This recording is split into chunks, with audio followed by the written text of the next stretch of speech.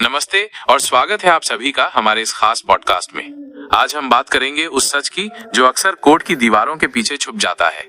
हम बात करेंगे उन फर्स्ट जनरेशन एडवोकेट्स की जिन्होंने वकालत की दुनिया में अपने दम पर कदम रखा है, बिना किसी लीगल फैमिली बैकग्राउंड के।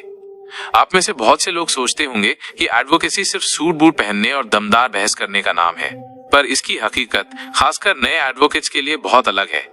ये एक ऐसी लड़ाई है जो सिर्फ कोर्ट में नहीं बल्कि हर दिन हर कदम पर लड़नी पड़ती है। आप अगर किसी बड़े लॉ फर्म में नहीं हैं या आपके पिताजी या चाचा जी जज या सीनियर एडवोकेट नहीं हैं, तो आपकी शुरुआत एक बिल्कुल ही ब्लैंक स्लेट से होती है। आपको अपने लिए हर एक क्लाइंट, हर एक ब्रीफ खुद से ढूंढना होता है। और ये सिर्फ लीगल नॉलेज की बात नहीं है, ये बात है सर्वाइवेबिलिटी की।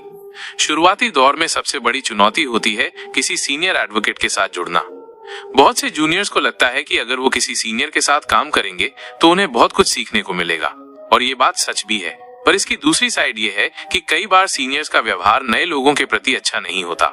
वो आपको सीखने का मौका नहीं देते, बल्कि सिर्फ अपने छोटे मोटे काम करवाते हैं। जाओ वो फाइल ले आओ, ये फोटोकॉपी करवा दो, वो एफिडेविट भर दो। ये सब काम करते करते कई साल निकल जाते हैं और रियल लीगल वर्क सीखने को नहीं मिलता। कई बार तो उनकी इग्नोरेंस इतनी ज्यादा होती है कि वो आपके सवालों का जवाब देना भी जरूरी नहीं समझते। ऐसा लगता है जैसे आप उनके लिए सिर्फ एक ऑफिस बॉय हैं, कोई अप्रेंटिस नहीं।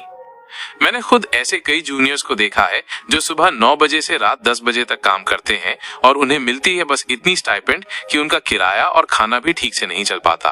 कई बार तो सीनियर की मिसबिहेवियर इतनी बढ़ जाती है कि वो अपनी पर्सनल भड़ास भी उन पर निकाल देते हैं। और जब आप फर्स्ट जनरेशन एडवोकेट हैं तो आप कुछ बोल भी नहीं सकते, क्योंकि आपको डर होता है कि अगर आपने कुछ कहा तो वो आपको अपनी चेंबर से निकाल देंगे और फिर आपके पास कोई काम नहीं बचेगा। ये सिर्फ एक सीनियर की बात नहीं है, ये एक सिस्टमिक इशू है। ये एक ऐसी हायरार्की है जहां पावर डायनामिक्स बहुत ज्यादा मायने रखते हैं। नए लोगों को लगता है कि उनके पास रियल स्टोरीज नहीं है, इसलिए वो केस नहीं जीत सकते। पर हकीकत ये है कि एडवोकेसी सिर्फ केस जीतने का नाम नहीं है, ये अपने क्लाइंट को सही गाइडेंस देने, उसे लीगल सिस्टम पर भरोसा दिलाने का भी नाम है। तो ऐसे में क्या करें? हार मान लें? बिल्कुल नहीं। सबसे पहले अपने आप पर विश्वास रखें। लीगल नॉलेज आपकी सबसे बड़ी ताकत है। लगातार पढ़ें, लेटेस्ट जजमेंट्स को फॉलो करें। इंटरनेट पर आज सब कुछ उपलब्ध है। लीगल पोर्टल्स पर आप आसानी से केस लॉज और जजमेंट्स पढ़ सकते हैं। दूसरा, नेटवर्किंग बहुत जरूरी है। आप अपने पीयर्स, अपने बैचमेट्स के साथ जुड़े रहें। साथ में मिलकर स्टडी ग्रुप्स बनाएं, लीगल डिस्कशंस करें। कौन जानता है कल को आपका कोई दोस्त ही आपको कोई अच्छा ब्रीफ दिला दे। तीसरा, अपने लिए एक नीश ढूंढें। क्या आपको कॉर्पोरेट लॉ पसंद है या क्रिमिनल लॉ या फिर फैमिली लॉ? जिस फील्ड में आपका मन लगता है उसमें स्पेशलाइजेशन करें।